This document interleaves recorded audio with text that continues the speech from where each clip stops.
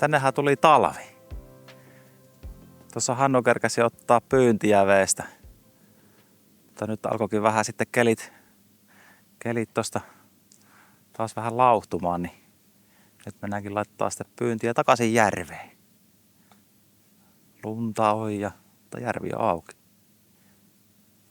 Vene täynnä tavaraa.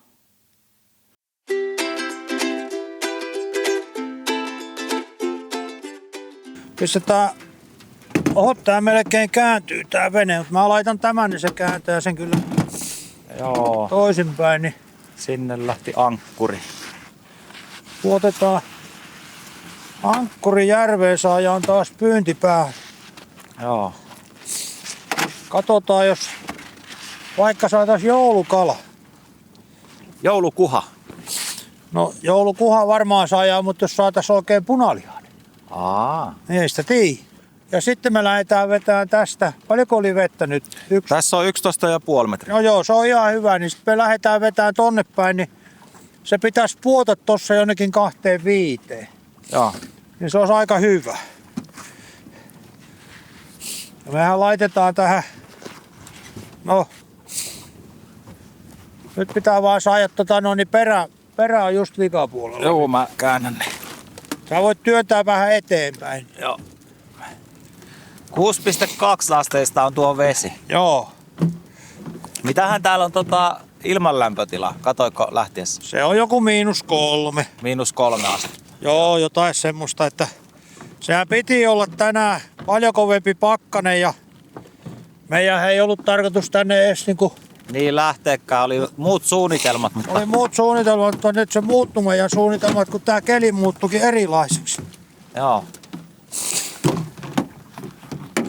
Nyt mulla on toi tossa ja nyt meidän täytyy saada perä tonne. Joo. Hyvä. Siitä se menee. Siitä lähtee. Joo, kun mä saan tosta mä saan tämän tonne järveen. Niin. No niin. Nyt pitäisi ruveta purkuun.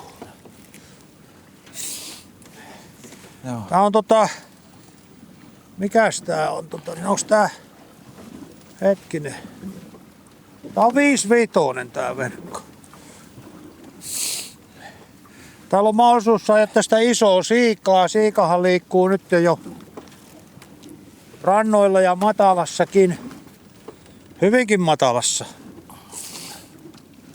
Se kattelee kutupaikkoja ja etsii niitä, niin täällä on mahdollisuus saada isompaa siikaa. Musta kilosta siikaa. Ja kyllä tähän varmaan joku kuhakin osuu ja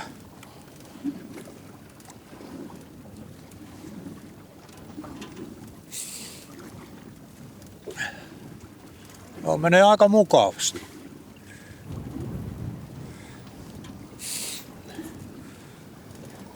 Tässä mä jo meinasin lopettaa tämän kalastamisen, mutta kun nämä kelit sitten kuitenkin, niin ei tästä talvi vielä tullutkaan. Se vaan uhkas.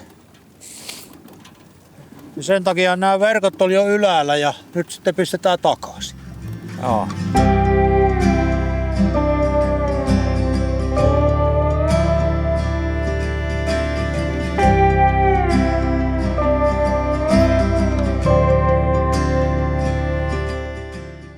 Tässä on 12,5 metriä. Eikö se enempää? 13,5 anteeksi. Joo. Mennään pikkusen, vähän lasket tonne päin. Joo. Se syvenee tonne päin nimittäin enempi. Joo. Mutta ei se mitään, tää on ihan hyvä, niin Joo. On täällä aika vilponen, mutta eiköhän. Kyllä tää tästä. eikö sauna ole sitä varten, että sinne pääsee lämmittelemään? Joo, täytyy saunaan sitten mennä illalla. Joo. Ei ole vielä tottunut tähän kylmään, kun ei ole vielä tullut käytyä vähän täällä. ollut täällä, mutta kun Niin. täällä kun joka päivä pyörii, niin sitä alkaa ikään kuin karastua. Kaupungissa ei ole näin kylmä kuin täällä. Mä pistän tähän toisen verkon. Paljonko nyt on vettä? 20 metriä. Kato, nyt se putosi tänne päin niin paljon. Nyt voidaan vetää jo perää taas vähän tonne päin. Nyt mä laitan tähän sitten korkean verkon. Tää on 10 metrinen verkko. 10 metrinen? Joo. Okei. Okay. Onko se niin, että paremmin kalaa saa mitä korkeampi verkko?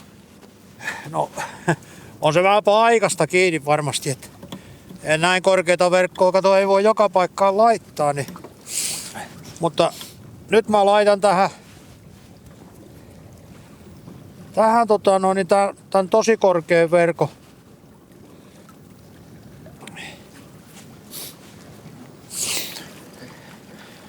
Kun siellä on niin kuhakin liikkuu tossa, se ei ole kaikki pohjassa.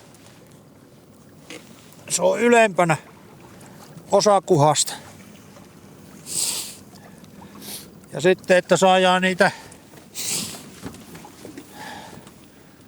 jos siikoja satuttais saamaan. No nyt me pystytään sitä oikoa aika paljon. Katoppa veen syvyyttä kaiken aikaa. Joo, 20 on vielä vettä tässä. Joo, se pitäisi puota jopa 2, 5, 6kin tää tuossa kohta. Ja nythän tähän aikaan niin verkot saa jo ruveta laittelemaan kuhaa ajatellen niin tämmöisiin talvipenkkoihin. Mitä tarkoittaa talvipenkka? No sanotaan näin, että tonne 15-20 välille. 15-25 välille, anteeksi. 15-25 metrin väliin verkko. Niin, tähän aikaan, kato. Joo. Saa ruveta laittaa, että se nythän on tää marraskuu, joulukuu. Nämähän on aivan loistavia siis kalastuskuukausia. Niin. Kala liikkuu hyvin. Mäkin olen saanut erittäin hyvin nyt kalaa marraskuussa. Tähän pistetään sitten tää syvämpään lippu ja ankkuri tänne. Ehkä vähän syvemmälle olisi voitu. Nyt voit pikkusen vetää muuten tonne päin. Ehkä pikkusen syvemmälle olisi voitu tää pää tuoja, mutta kyllä mä uskon, että se tossa toimii. Joo, ollaan paremmalla paikalla. Mä puotan tämän nyt tänne. Joo. Tässä on nyt 20,6 vettä tässä kohtaa, 20,5. Ajetaanpas tosta läheltä, niin vähän sen niin katsotaan sitä, että missä syvyydessä nyt se verkko on tossa. Niin ajetaan ton verkkolinjan tältä puolelta. Joo. Tonne tolpalle. Ei me kosketakaan verkkoa, mehän saatiinkin se paikalleen, vaikka Itse asiassa ei se luulti, että kato, kun tämä menee pieleen. se on tällaisessa montussa näin. Niin, Eli tää pää on 10 metrissä, suurin piirtein 11 metrissä. Tuo pää tuolla ankkuri on 5, se oli 17 metrissä. Eikö ollutkin? Vai 15? en mä muista. Oli se jo. Ja sitten kato, tää verkko menee tämmösen montun Niin, näin. Ja syvin kohta oli 28. niin. Niin se on ihan ok.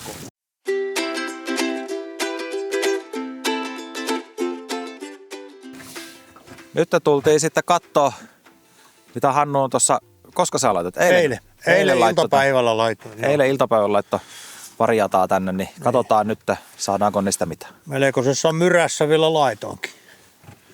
Mitä myrsky sä laitat? Niin, että tässä oli aika myrää, mutta kyllä se mä en tossa kato tuulen mukana, niin Niin. sain ne sinne laitettua, mutta ei se nyt mikään niin mahdottoman helppo keli kyllä ollut. Joo. Mutta sait laitettua kuitenkin. Saimme ne puotettua, että katsotaan nyt, että antaako se meille tällä varoitusajalla mitään. Joo. Tuleeko joku vai muuten? Ei, kyllä täällä on, kato, mahdoton mati. Matikan mötkylä. Pitäisikö sitä tehdä sopat? No kyllä kai matikasta soppa pitää. Toinen matikka. Ja matikoita. Matikat rupes liikkumaan. Joo.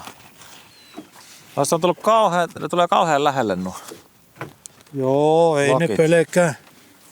Kesällä ne pysyy kauempana.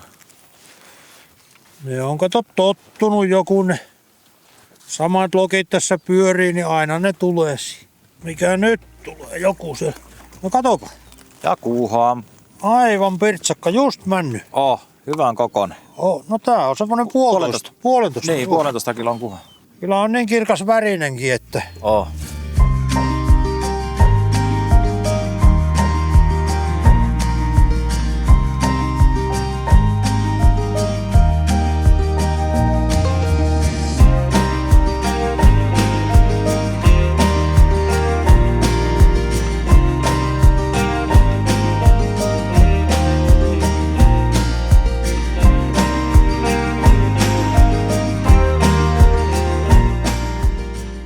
Meillähän on jo puolipakkia siellä hyvä. no älä muuta on. Kalaa.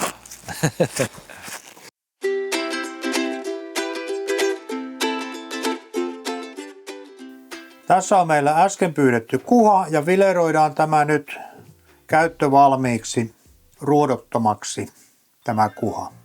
Ja tällä tavalla, tämä on kalamiehen tapa, kuinka se nyt tehdään. Täällä on aika hyvät poskilihat tässä kuhassa. Mitä isompi kuha, sen isommat poskilihat. Ja kyllä nämä täältä kannattaa hyödyntää nämäkin. Nämä on hyvin yksinkertainen täältä ottaa. Tuolta vaan pistetään vilerointiveitsi läpi ja kierretään tämä tuonne ihan silmään asti tuolta leukaluun yläpuolelta. Ja siinä on tämä liha. Se lähtee ihan nätisti peukalolla, vaan tuolta pyöräytetään nahkan ja lihan välistä, niin se on siinä. Oikein hyvä herkullinen lihanpala. Ja toiselta puolelta tehdään ihan sama juttu. Aika loivassa kulmassa vaan tää vilerointipeitsi tänne. Leikataan se tuolta irti. Ihan tonne silmään saakka. Noin.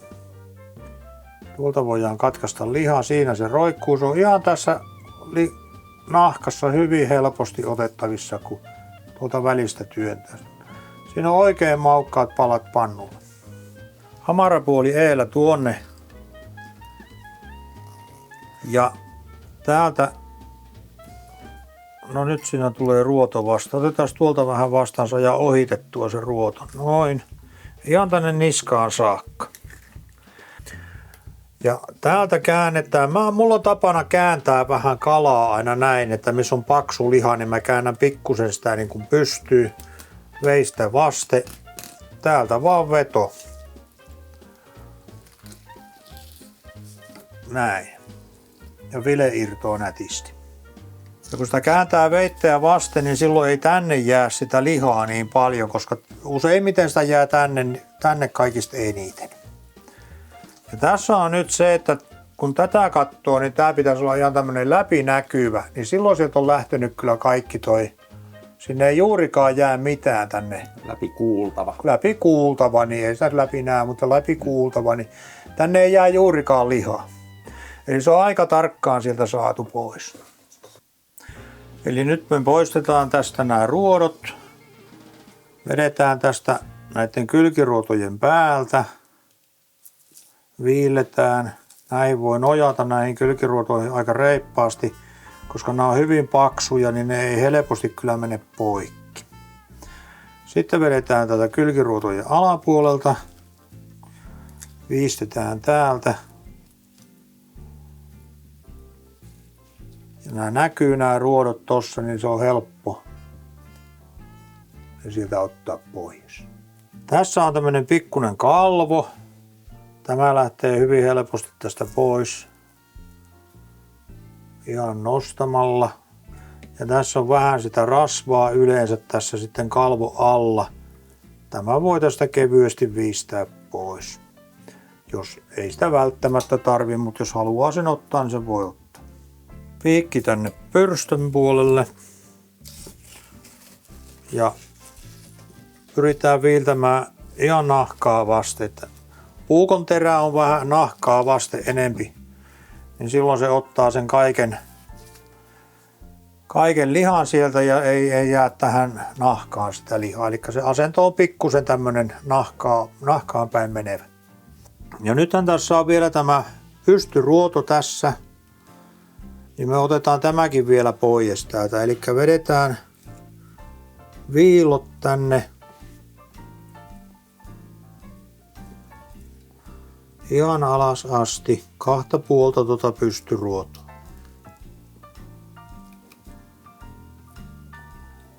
Noin. Ja siinä on loput ruodot, mitä tässä kohdassa oli. Pikkusen sitä huuhtoo. Ja sitten me pannaan tämä vile vakuumiin. Me on nyt vähäsen tätä huuhtastu, tätä vilettä. Pistetään se tänne vakuumipussiin.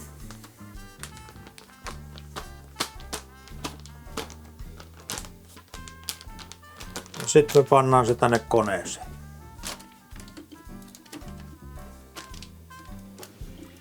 Ja tämä hoitaa sitten tämän vakuumoinnin.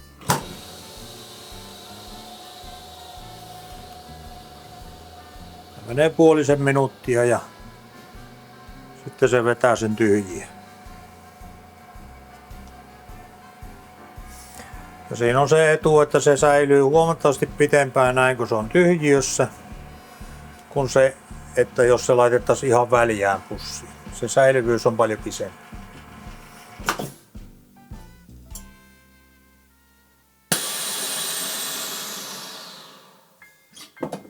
Noin. Se on vakuumissa, niin ei muuta kuin pakastimeen. Nätisti tuohon, niin se on puolen tunnin päästä jo jäässä.